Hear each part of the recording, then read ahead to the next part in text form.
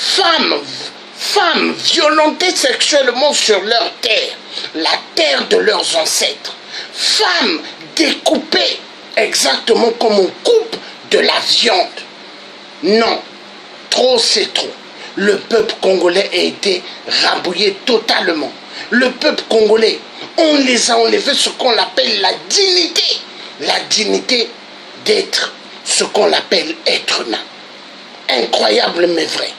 Tout s'est passé sur les yeux de la MONUSCO, les yeux de la communauté internationale et les yeux du Vatican.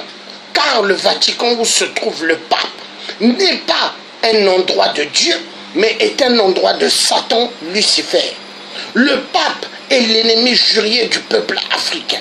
Les églises catholiques sont les ennemis de toute l'Afrique. Voilà où on se trouve. La Cinco avait légitimé le pouvoir de Hippolyte Kalambé. Voilà où on se trouve. Hippolyte Kalambé, le vrai assassin du peuple congolais, a joué immensement avec les mœurs du peuple congolais contre les Congolais de la diaspora. Les résistants vrais, les combattants vrais ont appelé soulèvement populaire, article 64. Personne n'a écouté. Personne n'a écouté les messages véridiques. Car la Constitution, l'article 64, n'était pas là pour faire plaire aux Rwandais Tutsis, non. Mais cet article a été écrasé par la trahison des Congolais qui ont vendu le Congo RDC pour leur ventre. Des Congolais, soi-disant des députés, mais des députés de ventre. Des Congolais, soi-disant des opposants, mais des opposants du ventre. Les Congolais ont trahi le Congo RDC et ont trahi toutes les générations du Congo RDC. Jeunes filles, femmes, enceintes au Congo RDC, dès qu'elles accouchent, on les garde comme prisonnières dans des hôpitaux au Congo RDC. Pourquoi? Il faut qu'elles payent $200, $300. Leurs maris n'ont pas d'argent parce qu'au Congo RDC, des familles vivent avec $1 ou $2. La honte. Le Congo RDC, un pays immensement riche, égorge immensement des minéraux par rapport à tout le reste de l'Afrique. Ce Congo RDC écrasé, les populations écrasées, les femmes et enfants, pères n'ont pas du travail, maltraités, malmenés, ces populations obligées, certains d'entre eux, de se lever à 3 heures du matin et faire des longs kilomètres pour aller chercher de l'eau. Et il y en avait qui revenaient avec de l'eau, il y en avait qu'on violentait sexuellement, parce que le Congo RDC, c'était devenu la capitale des viols avec Hippolyte Kalambé, alias Kabila, l'ami intime de Félix Tshisekedi. Car Félix Tshisekedi a dit, il faut oublier le passé. Ah bon? On l'a tué, les Congolais, il faut oublier le passé.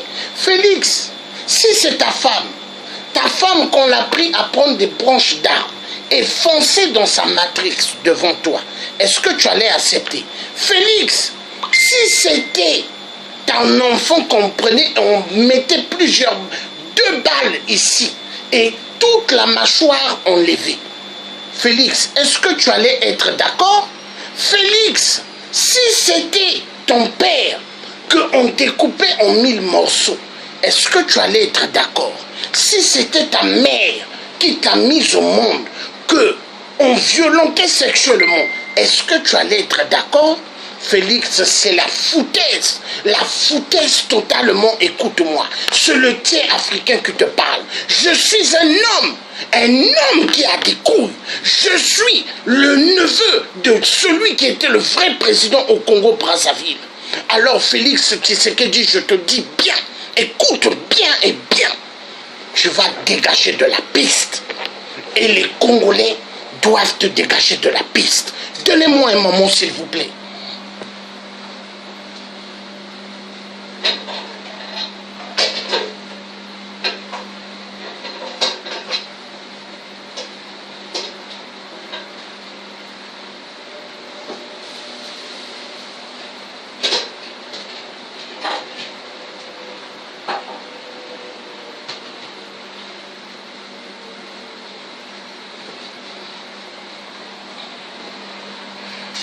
Le Congo RDC doit être libéré totalement.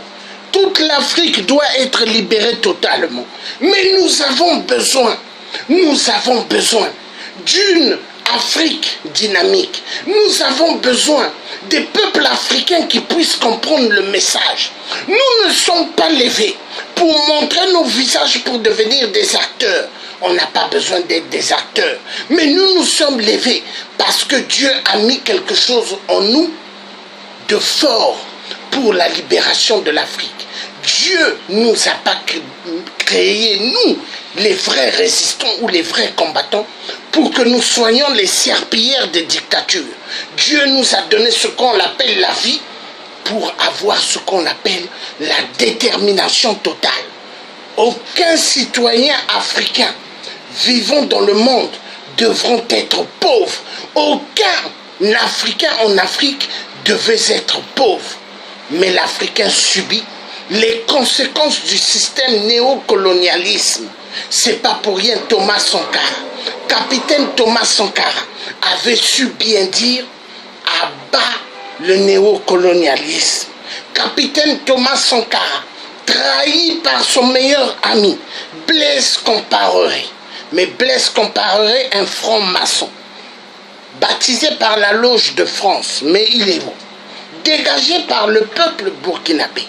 Mais est-ce que le peuple congolais ont compris qu'il devait être comme le peuple burkinabé? Non, ils n'ont pas compris. Ils ont laissé faire. Voilà où ce qu'on se trouve. The thing is ready. Voilà où ce qu'on se trouve. La situation chaotique. Le peuple congolais dans une souffrance invraisemblable. Mon cœur pleure. Mon cœur pleure. Je me pose la question. Qu'est-ce qui deviendra cette jeunesse écartée de l'éducation nationale au Congo RDC? Cette jeunesse qu'on a fait esclave de vendre leur corps dans des ruelles pour faire plaire aux occidentaux pédophiles. Cette jeunesse qu'on l'a laissée dans une misère catastrophique, en train de vivre dans les rues de Kinshasa, qu'on appelle les enfants de la rue. C'est une honte pour ce qu'on appelle notre Afrique. Et nous avons vu immensément des femmes congolaises en train d'aller vendre leur corps. Elles vont le vendre pour pouvoir payer à manger au reste de leur famille. Est-ce que les Congolais devaient vivre ce qu'on appelle en bas et en bas? Non. Les Congolais devraient être des Congolais fiers. Mais voilà où ce qu'on se trouve. Dans une situation terrible et chaotique. Sassou Nguesso, le génocidaire